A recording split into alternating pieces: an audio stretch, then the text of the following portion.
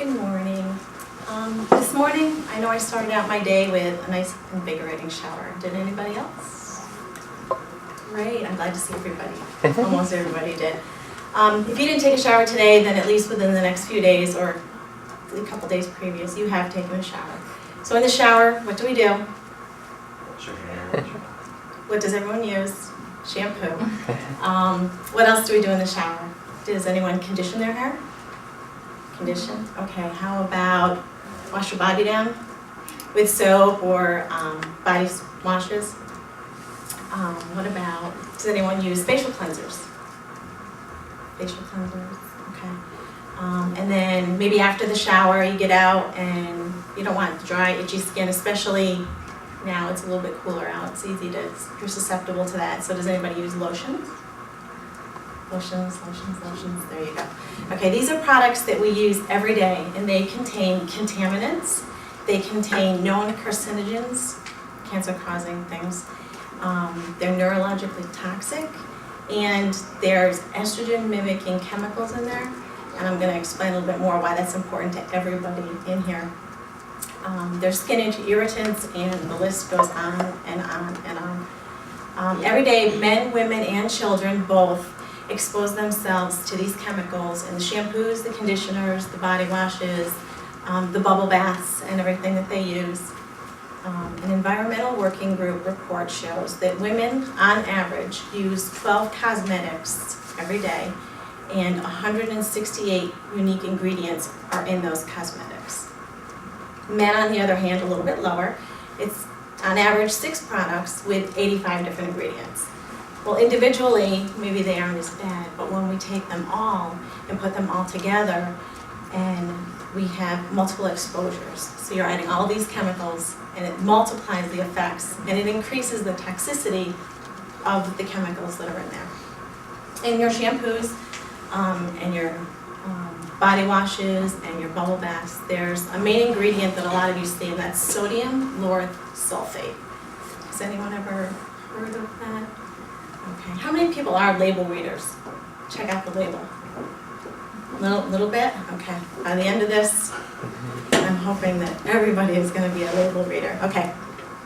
So what's the big deal about sodium lauryl sulfate? There's been a lot of talk about it for a long time. There is an estrogen-mimicking effect of sodium lauryl sulfate. The chemical itself, when you're in the shower, you get in the shower in the nice warm water, it relaxes you, but it also does what? It opens up your skin pores. Like men, when they go to shave, you put the nice hot water on there, and it opens up your skin pores. It makes the whiskers stand up so you can shave.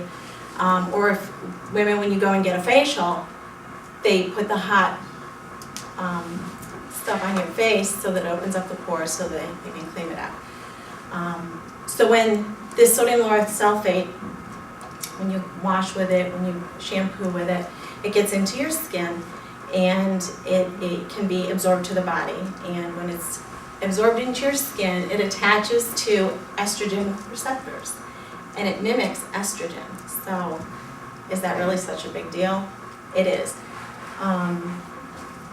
In men, estrogen levels, estrogen is the hormone within our body that tells women to be women, but men do have a very small amount of it. So when we use this sodium lauryl sulfate and it attaches and it mimics estrogen, then it just kind of sets everything off kilter within your body. And this can cause an increase or breast enlargement in men. It can also reduce the levels of the male hormone, which is testosterone. Well, that's not good. What makes a man a man? The sperm production. So you're going to have reduced sperm production and less motility.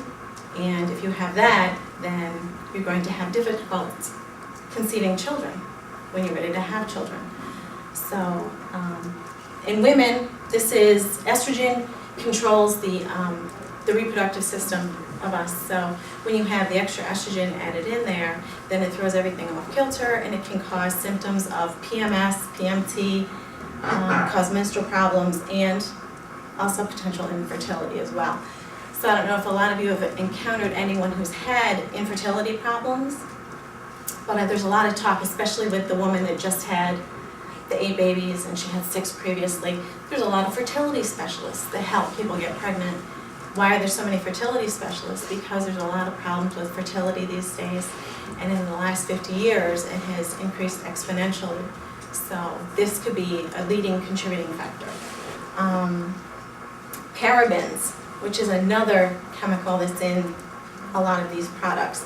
They are also estrogen mimickers. And there have been studies done. There was a study done by Dr. Oishi in the Department of Toxicology, and his direct quote is, "Exposure of newborn male mammals to butylparaben adversely affects the secretion of testosterone and the function of the male reproductive system." So tests have shown that it does. So the products, as we use them, it's bad enough, but there's products also that we put our children in the bathtub with and we wash the children with. And there's a study right now, it just came out this month, and it's a report by Campaign for Safe Cosmetics. They tested 48 children bath products, and formaldehyde and a chemical called 1,4-dioxane was tested. 61% of the children's products contain both of these chemicals. Both of these chemicals, they're known carcinogens. This is one, and the products are in here, but if you look on the label, you're not going to see formaldehyde or that 1,4-dioxane. You're not going to see it because it's a byproduct. It's a contaminant from chemicals that are actually in here. So it's not listed on the ingredients label, so you're not going to see that. Formaldehyde has been declared a carcinogen by the International Agency for Research on Cancer.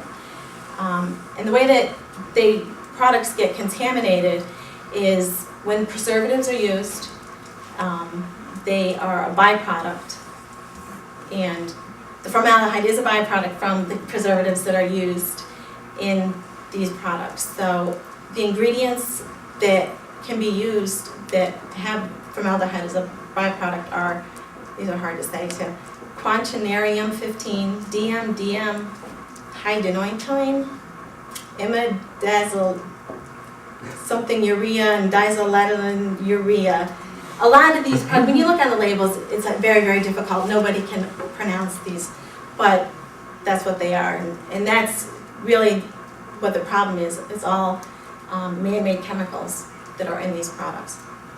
So 1,4-dioxane is another byproduct that's not listed on the labeling, and it's a byproduct of a process that the cosmetic companies do that uses ethylene oxide. So another common ingredients for this are 100 PEG stearate, sodium lauryl sulfate, which is in most of these products, polyethylene, and cetareth 20.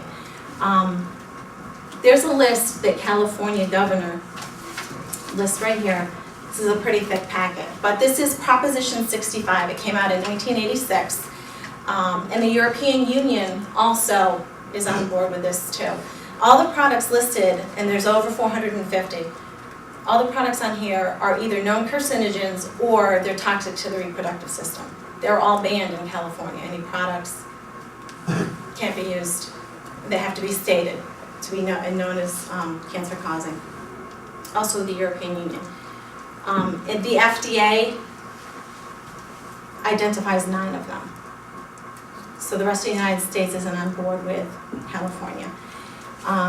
So this is just the beginning. So the bottom line is you really have to be your own advocate, and you have to read product labels.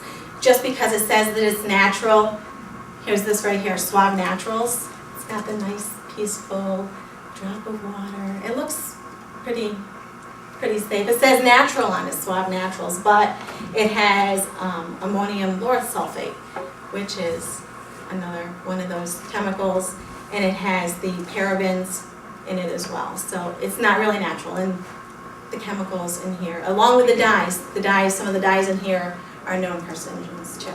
So you need to be your own advocates. You need to read the labels and know exactly what you are. And natural is better. The more natural the product, the better for you it is.